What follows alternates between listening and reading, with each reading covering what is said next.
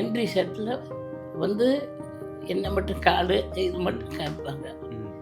Audience பூரா சரி ரஜினி தான் வராது அப்படின்னு நினைச்சிட்டு இருப்பாங்க. இப்படி வந்து இப்படி சாத்திருந்து பூவாள்ளி போட்டுருவாங்க தேட்டரில். அதுக்கப்புறம் தான் என்னை காட்டும்.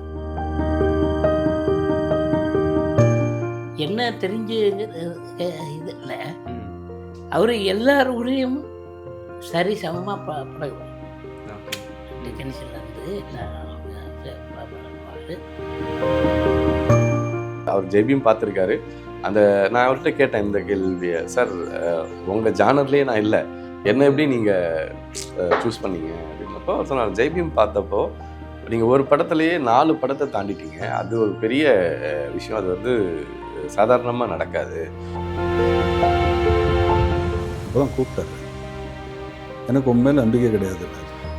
ஏன்னா நீ வந்து ஃபஸ்ட்டு பால்சந்தர்ஸ் ரெஸ்டண்ட், அவர் கிளாஸ் டைரக்டர். கமல் சாரோட பண்ணியிருக்காரு, அவர் ஒரு கிளாஸ், அவரோட கமர்ஷியல் வேறு, நம்மளது லோ கிளாஸ். எல்லாம் ரிக்ஷாக்காரன் ஆட்டோக்காரன் வருவானா, செட்டை கிழிச்சு தலைவாக கத்துற அந்த கூட்டம். அந்த இதுக்கு என்னை போய் நீ ஒரு படம் எடுக்கிற, நீ எப்படி என்னோட கைண்ட் ஆஃப் சினிமாவில் நீ பண்ணுவேன் அடாப்டாகவே எனக்கு டவுட் இருந்தது. பட் நீ ஒரு மன்மோகன் தேசாய்டா அப்படின்னார். மன்மோகன் Desai is one of the biggest mass director. அந்த மாதிரி இப்போ யார் நடிக்கிறதில்ல. இப்போ வந்து எல்லாம் கிராஃப்ட்ஸில் வந்துருச்சு. இப்படி அப்போ நடிக்கிறது தான் பெரிய இது. ஆமாம் சார், நாங்கள் வந்து சொல்லி கொடுத்தா நடிப்போம். அவர் கதையிலையும் டெவலப் பண்ணுவார், காமெடியிலையும் டெவலப் பண்ணுவார். இன்னொரு ஃப்ரெண்டுகிட்ட கைமாத்தா வாங்கியிருப்பேன். அவன் கேட்டு வரும்போது அந்த சீனை வந்து பிரமாதமாக இருக்கும். அவர் வந்து சும்மா ஃப்ரெண்டு ஜாலிக்கு அடிச்சுட்டு போகிறாரு. அப்படியா, அப்போ நானும் ஜாலிக்கு எடுத்தேன்னு எனக்கு அந்த சீனை. உங்களுக்கு நீங்கள் பெருமைப்படுற விஷயம் என்ன சார் சொல்வீங்க? பெருமைப்பட நல்ல ஜனங்களை வந்து சிரிக்க வைப்போம், சிந்திக்க வைப்போம், வழக்கர் பேச மாட்டோம், ஜனங்க ஹாப்பியாக இருக்கணும்.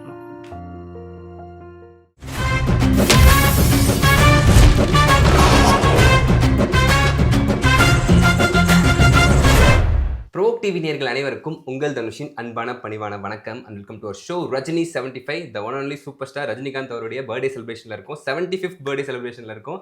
இந்த செலிப்ரேஷனில் என் கூட ஒரு லெஜெண்டரியான ஆக்டர் தான் இருக்காரு, செந்தில் சார். சார் ரொம்ப சந்தோஷம், வணக்கம். வணக்கம். இந்த பேட்டியில் உங்களை வந்து நான் இன்டர்வியூ எடுக்கிறதுல நான் ரொம்ப மகிழ்ச்சி அடைகிறேன் சார். சின்ன வயசுலேருந்து உங்கள் படத்தை பார்த்துருக்கோம், அவ்வளோ சந்தோஷமாக கொண்டாடி இருக்கோம் உங்களை. ஸோ இந்த கொண்டாடத்தோட ரஜினி சாருடைய 75th பர்த்டே செலிப்ரேஷன் நம்ம இருக்கோம் சார். ஆமாம். அதில் உங்களுக்கு கூட பேசுறது ரொம்ப சந்தோஷம். ஏன்னா நிறைய படங்கள் அவர் கூட நீங்கள் பண்ணியிருக்கீங்க. ஃபர்ஸ்ட் ரஜினி சாரை நீங்கள் எங்கே சார் பார்த்தீங்க? ஃபஸ்ட்டு பார்த்தது வந்து நான் சிவப்பு மனிதன் காம்பினேஷன். அதுக்கு மேலே பார்த்துருக்கேன். ஓகே. நான் சிவப்பு மனிதன் பாக்கியராஜ் இவர்கள் கூட சேர்ந்து நடிச்சிருக்கேன். அதுக்கப்புறம் ஏகப்பட்ட படம் நடிச்சிருக்கேன். அவர் ஃபுல்லாக அந்த அவரோட காமெடிஷன் ஃபுல் காமெடியாக தான் இருக்கும். அவர் யதார்த்தமான ஒரு ஆள். ஆமாம், ஃபுல் காமெடின்னா இன்றைக்கி கவுண்டமணி இந்த காமெடி இருக்குல்ல, ஆமாம், அதே மாதிரி அது ஒரு டைப்பாக இருக்கும். கவுண்டமணி செந்தில் ஒரு டைப்பாக இருக்கும்னா, ஆமாம், ரஜினி செந்தில் ஒரு டைப்பாக இருக்கும். ஆமாம். ஓகே. ஆனால் டைமிங் வந்து எல்லாம் ஒன்று தான். டைமிங் வந்து எல்லாம் என்னென்னா, ரஜினி சார் வந்து அந்த சீனை டெவலப் பண்ணுவார். ஓகே. டெவலப் பண்ணுவார். அந்த வந்து ஸ்பாட்டில் நிறைய டெவலப் பண்ணி அந்த காமெடிக்கு வந்து அங்கேயே சிரிப்பாங்க. ஓகே. அப்போ என்னென்னா, ஓ இது இந்த படம் சக்ஸஸ் அப்படின்னு நம்மளுக்கு தெரியும். ஏன்னா ஆடியன்ஸ் வந்து அந்த பார்க்குறாங்கல்ல, அவங்க சிரித்தாலே போதும், அதுதான் தியேட்டருக்கு வரும். அப்போ வந்து அந்த சிரிக்கிறதுக்கு என்னென்ன உண்டோ, கவுண்டமணி சரி, ரஜினி சார் சரி, 2 பேரும் ஒன்று தான், ஈக்குவல் தான். Super sir. சார் ரஜினி சாரை பார்க்கறதுக்கு முன்னாடி வரைக்கும் நமக்கு ஒரு அபிப்பிராயம் இருக்கும். அவர் நிறைய பேர் நிறைய சொல்லி நம்ம கேள்விப்பட்டிருக்கோம். அவர் இப்படி அப்படின்னு. ஆனா பார்த்ததுக்கு அப்புறம் உங்களுக்கு மாறின விஷயம் என்ன சார்? நீங்க என்ன நினைச்சிட்டு இருந்தீங்க பார்க்கறதுக்கு முன்னாடி? நேர்ல சந்திச்சதுக்கு அப்புறம் என்ன தெரிஞ்சுச்சு? அதாவது என்ன தெரிஞ்சுங்கிறது இது இல்லை.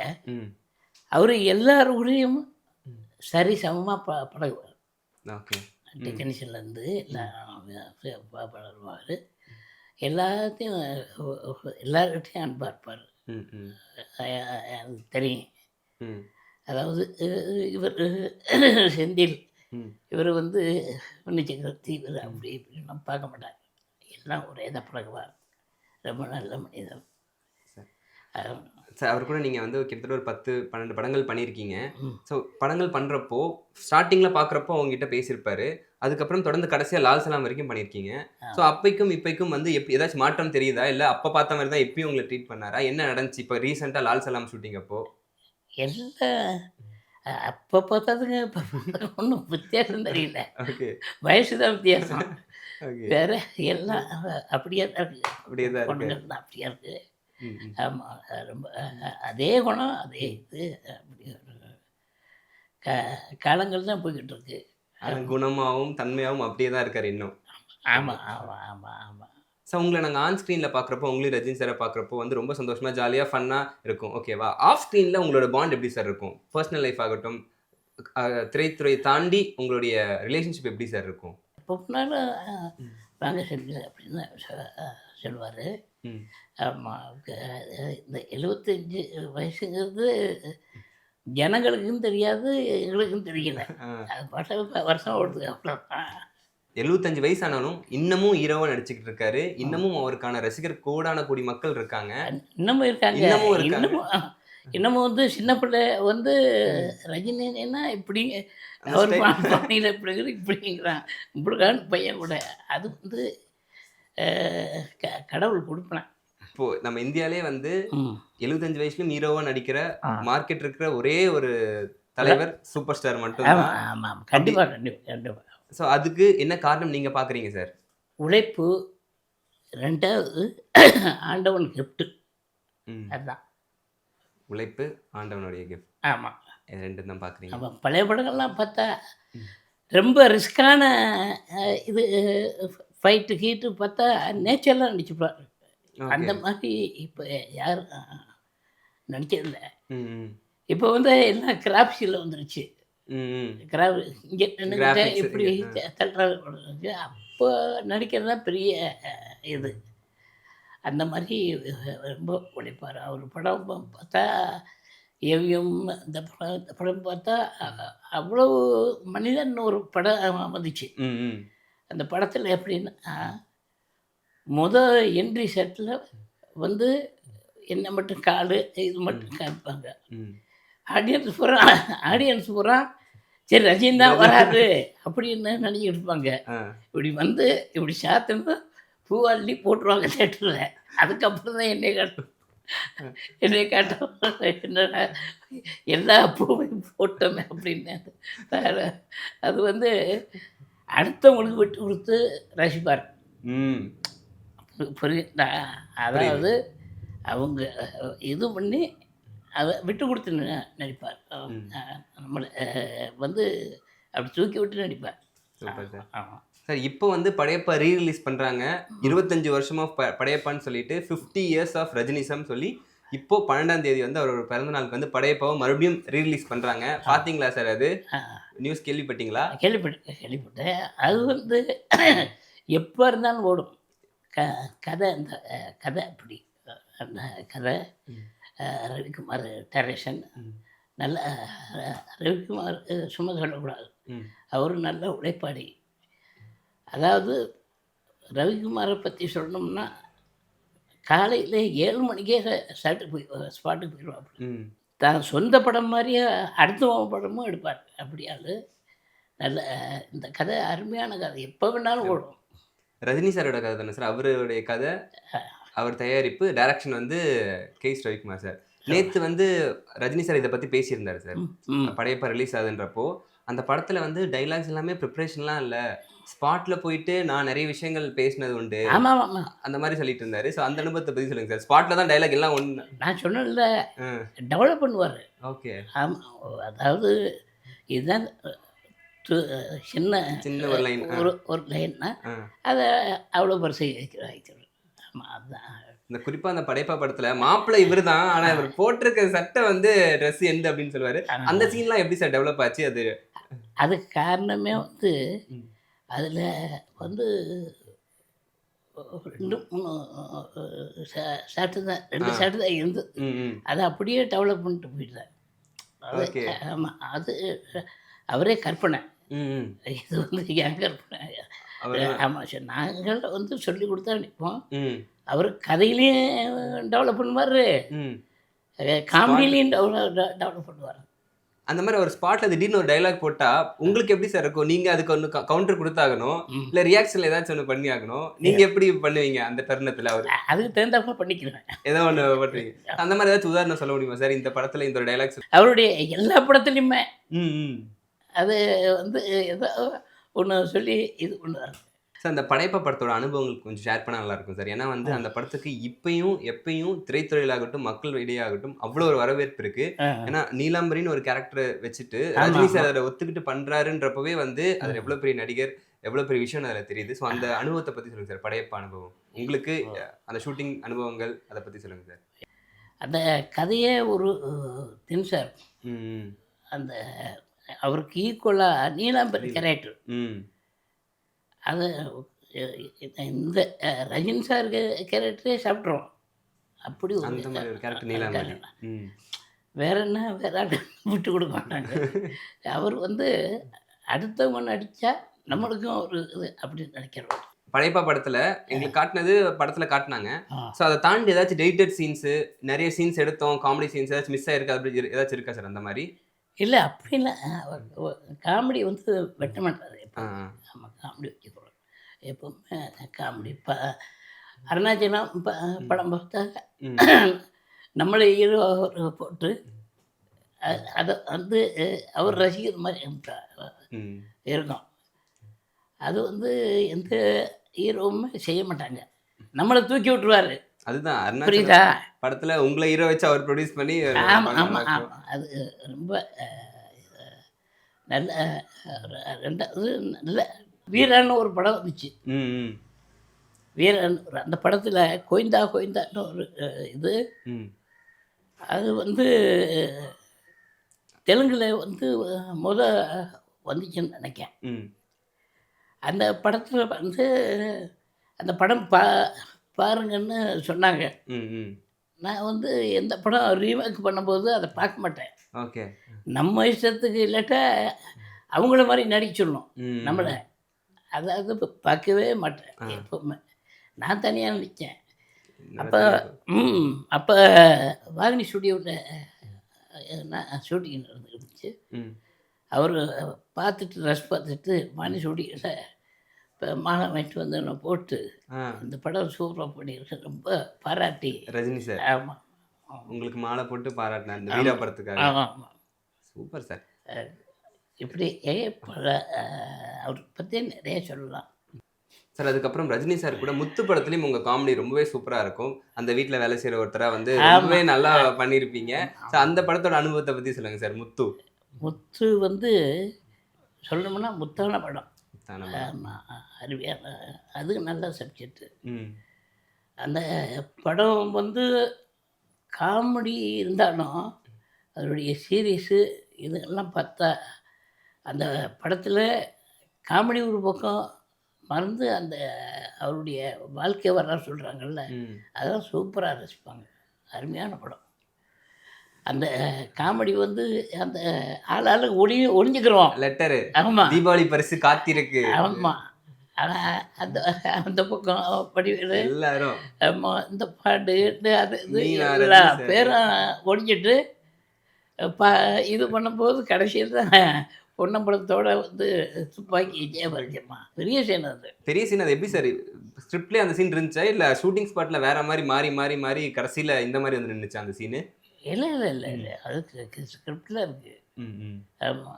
அது வந்து அந்த லெட்ரு இப்போ ட்ராவல் பண்ணுறது தானே. ஆமாம். அந்த படத்தில் எல்லாமே இருக்குது. அந்த படம் மட்டும் இல்லை, அந்த படமும் எப்போ ரிலீஸ் பண்ணால் அதுவும் ஓடும். இப்போ 30 வருஷம் ஆகுது சார். இந்த வருஷத்தோட 30 வருஷம் முத்து ரிலீஸ் ஆகி. 30 வருஷம் 30 வருஷம் 30 வருஷம் தெரியல சார். கிட்டத்தட்ட நீங்கள் அப்படி திரும்பி பார்க்குறப்போ 45 வருஷமாக இந்த துறையில் இருக்கீங்க சார். நீங்கள் பார்க்குறப்போ எத்தனையோ படங்கள், எவ்வளோ கேரக்டர்ஸ் எல்லாம் பண்ணிட்டு கொஞ்சம் அப்படி உங்கள் ஜர்னியை நீங்களே உங்களுடைய கடந்த அந்த பாதையை திரும்பி பார்க்குறப்போ உங்களுக்கு எப்படி சார் இருக்கு? நான் திரும்பியே நான் பார்க்கல. திரும்பி பார்த்தா ஏகப்பட்ட வயசாயிடும். அதனால் திரும்பி பார்க்காம ஒரே இதாக போயிட்டு இருக்கேன். இன்னமும் ஓடிக்கிட்டு இருக்கேன். ஓடிக்கிட்டு இருக்கேன். எங்களுக்கு ரொம்ப மலைப்பா இருக்கு சார். எத்தனை படங்கள், எவ்வளோ காமெடி, எவ்வளோ பண்ணியிருப்பீங்க நீங்க நம்ம சினிமால. எங்களுக்கு ஆச்சரியமா இருக்கு. உங்களுக்கு நீங்க பெருமைப்படுற விஷயம் என்ன சார் சொல்வீங்க? பெருமைப்படுற நல்ல ஜனங்களை வந்து சிரிக்க வைப்போம், சிந்திக்க வைப்போம், வல்கர் பேச மாட்டோம், ஜனங்க ஹாப்பியாக இருக்கணும். ஸோ இப்போ இருக்க காமெடி எல்லாமே பாடி ஷேமிங், மற்றவங்களுடைய உடல் மொழியை தாக்கி பேசுறது, டபுள் மீனிங்கில் பேசுறது, அந்த மாதிரிலாம் இருக்குது. நான் நீங்கள் இருக்கப்போ ஒரு யதார்த்தமான, நீங்களாகட்டும் கவுண்டமணி சார் ஆகட்டும், அந்த ஒரு யதார்த்தமான ஒரு காமெடியில் பேசுறது. ஸோ அந்த காமெடிக்கும் இப்போக்கு எப்படி சார் நீங்கள் பார்க்குறீங்க?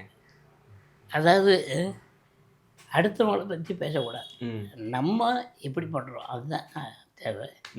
அடுத்தவங்களை பற்றி நம்ம பேச வேண்டாம். கவுண்டமணி செந்தில்னா யாராலையும் மறக்கவே முடியாது. எந்த வீட்டில் போனாலும் அந்த உங்கள் காமெடி ஓடிட்டு தான் இருக்கும். அது வந்து வாழைப்பழம் காமெடியாக இருக்கட்டும், பெட்டர் மாஸ் லைட் காமெடியாக இருக்கட்டும், ஏதோ ஒரு காமெடி இன்னமும் குழந்தைங்க முதற்கொண்டு வர தலைமுறைகளாகட்டும் எல்லாருமே ரசிச்சுக்கிட்டு இருக்காங்க. ஸோ உங்களுக்கு எப்படி சார் இருக்கும்? உங்கள் 2 பேரோட காம்பினேஷன் எப்போ ஆரம்பிச்சிச்சு? அது எப்படி வந்து டெவலப் ஆகி அது ஒர்க் அவுட் ஆச்சு சார்? உதயம் அப்புறம் வந்து வரிசையாக காம்பினேஷன் தான் நிறைய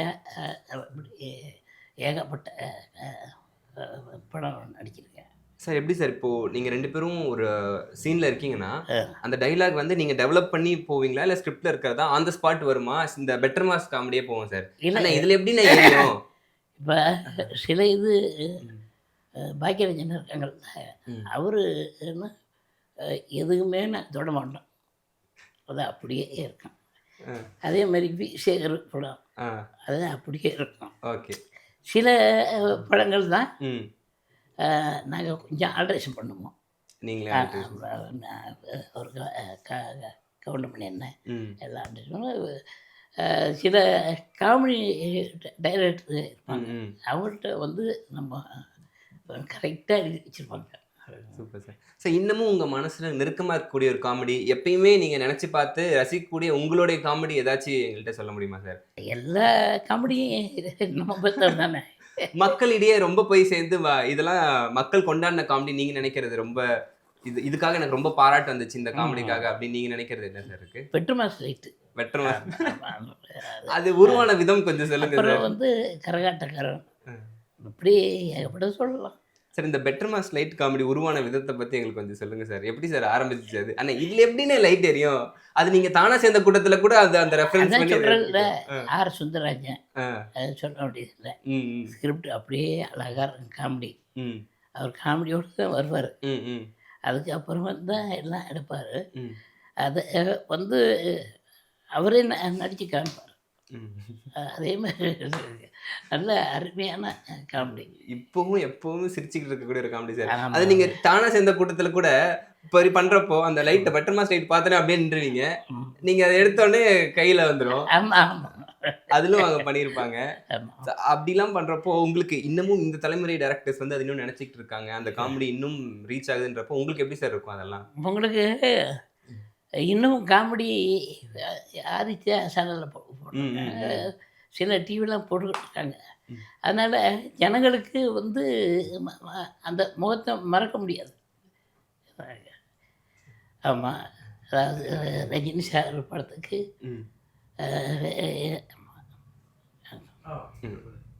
தண்ணி சுடு தண்ணி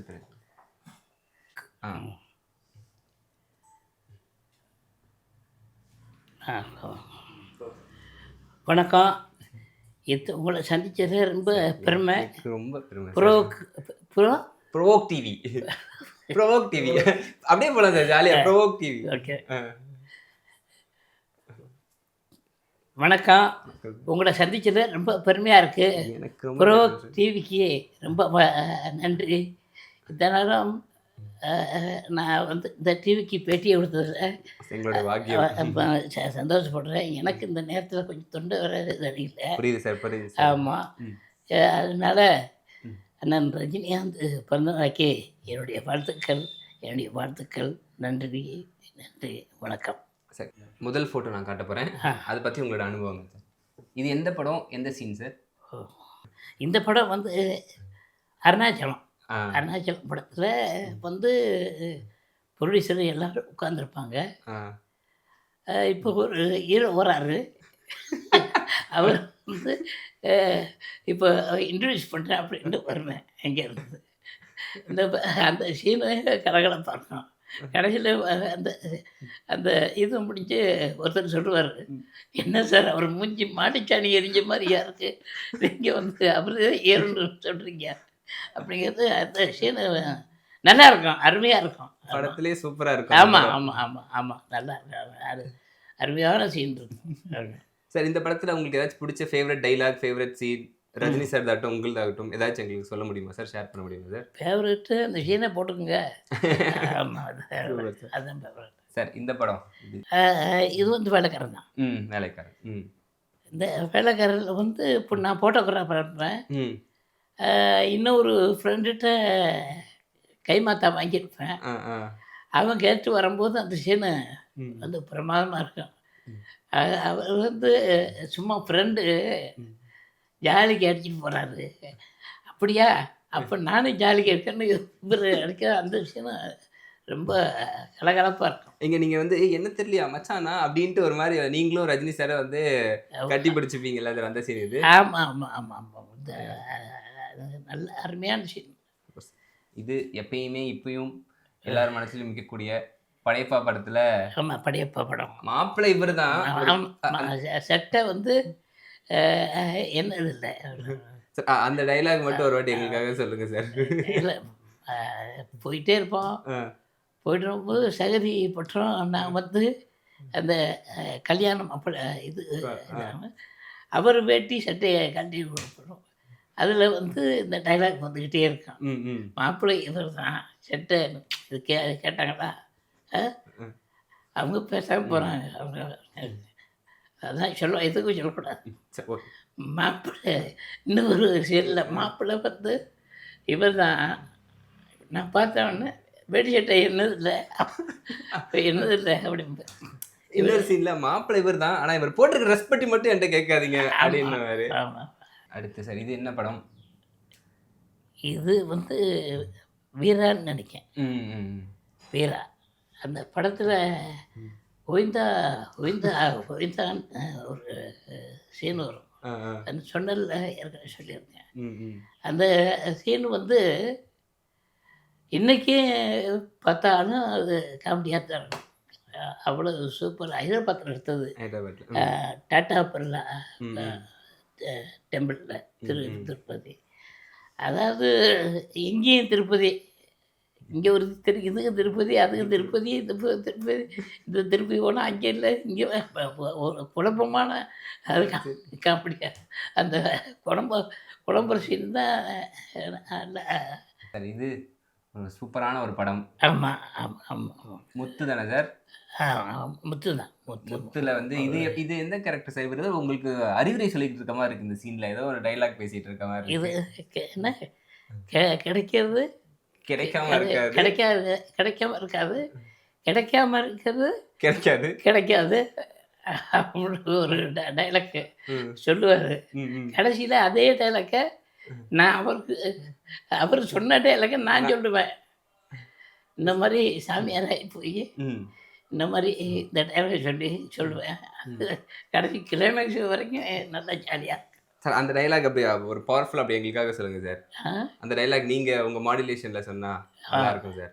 கிடைக்கிறது கிடைக்காம இருக்கிறது கிடைக்காது. இது வந்து அவருக்கு சொன்னால் ஓகே, இது நம்மளுக்கே வராது. அந்த வேலைக்கு சொல்லி கொடுத்து தான் அடிக்கிறது. Super sir. ஓகே, கடைசியாக இது சார், மனிதன் ம். அதான் சொன்னல ம். என்ட்ரன்ஸை ம். தோல் பறக்கும் அந்த சீனை பாருங்க. ஆ, ஆ. அப்படியே சீன் அது. ம். அருமையான படம். ஆமாம். எஸ்பி முத்துராமன் சார் சும்மா சொல்லக்கூடாது. அவர் படங்கள் நடிச்சிருக்கேன். அருமையான டைரக்டர், அருமையான மனிதர். ரொம்ப சொல்லணும்னா ரஜினி சாருக்கு ரொம்ப ஃப்ரெண்டு அவர். நிறைய படங்கள் ரஜினி சார் வச்சு ஆமாம் கேட்காரு. ஆமாம். வீரா.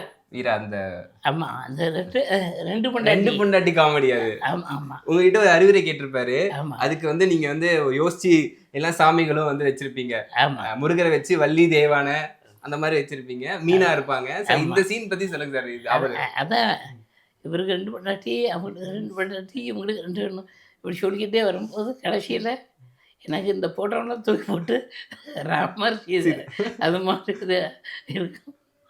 கடுப்பாயிருவேன். அந்த ஃபீல்டில் ரொம்ப அருமையாக நடிச்சிருப்பார். இவரு உங்கள்கிட்ட ஐடியா கேட்டான் பாரு, என்ன சொல்லணும் அப்படின்ற மாதிரி அவரோட பேசியிருக்காரு. ஆமாம். கடைசியா ரஜினி சார் வந்து எல்லாரும் சொல்லியிருப்பாங்க, அவர் ஸ்டைல் சூப்பரா பண்றாரு, அவர் வந்து அவருடைய பாடி லாங்குவேஜ் எல்லாம் மாசா இருக்கும்னு. அதை தாண்டி அவர் ஒரு சிறந்த நடிகரும் கூட இல்லை சார். ஆமாம் நீங்க கூட இருந்து பார்த்துருக்கீங்க. ஆமாம். அவரோட நடிப்பு பத்தி நீங்க சொல்லுங்க சார். நடிப்பு பற்றி உலகமே பேசுவேன். அப்புறம் என்ன நான் சொல்கிறது? அது வந்து பெரிய கடவுள். அண்ணன் ரஜினிகாந்த் அவர்கள் பிறந்த நாள் 75 முடிஞ்சு ஒரு அடி எடுத்து வைக்காரு. வயசை பார்க்க வேணாம். அவர் என்றைக்கும் நல்லா இருக்க ஆண்டோட மட்டும். வணக்கம் வணக்கம். சூப்பர் சார், ரொம்ப சந்தோஷம் சார். ஓகே மிக்க நன்றி. ஓகே. இவ்வளோ நேரம் வந்து உங்களுடைய நேரம் ஒதுக்கி எங்களுக்காக நிறைய விஷயங்கள் பேசினதுக்கும் உங்களுடைய அனுபவத்தை ஷேர் பண்ணதுக்கும் ரொம்ப நன்றி சார். வணக்கம். Thank you so much sir. Thank you. சந்தோஷமா ஆரோக்கியமா இன்னும் மக்களை மகிழ்வித்துக் கொண்டே இருக்கணும் சார். நீங்க ஓகே. எப்பயும். கண்டிப்பாக கண்டிப்பாக கண்டிப்பாக. நன்றி நன்றி. நான் வணக்கம் வணக்கம் வணக்கம். ஒரு ஃபேமஸ் லைன் இருக்குது ஒரு கிரேட் ஸ்பிரிச்சுவல் மாஸ்டரோட, when something great has to happen, the universe does a conspiracy-ன்னார் அவர். எல்லாம் நடக்கும். அந்த படத்தில் மனோரமா ஆச்சியோட டேட் இருக்குல்ல, அவங்க டேட் ஒரு படம் கேன்சல் ஆகி வந்துட்டாங்க. ராதா ரவி சார் அந்த ரோலில் வந்துட்டார். என்ன பெர்ஃபார்ம் பண்ணார் அவர். சரத் பாபு அந்த பக்கம், தேவா சார் ஃபஸ்ட் டைம் மியூசிக்கு, ஒவ்வொரு சாங்கும் சூப்பர் ஹிட்டு. கவிஞர் வைரமுத்தோடு சூப்பர். அப்போ என் கேமராமேன் பிஎஸ் பிரகாஷ் எப்படி காட்டினார் ரஜினி சாரை, அந்த லுக்கு ஃபீலு எல்லாம் நடந்து போச்சு கரெக்டாக. ஆனால் ரஜினி சார் பார்க்குறப்ப முதல் தடவை கேட்ட கேள்வி, ஆரம்பத்தில் கேட்ட சில கேள்வியில் இது ஒன்று. பாலிடிக்ஸில் வரேன்னு சொல்லிட்டு போயிட்டு அதை பற்றி என்ன நினைக்கிறீங்க நீங்கள் என்ன கேட்டார். ஜேர்னலிஸ்டாக இருந்தாலும் அந்த கேள்வியை கேட்டாருன்னு நினைக்கிறேன். அப்போ நான் இந்த பதில் நான் சொன்னேன் அவர்கிட்ட.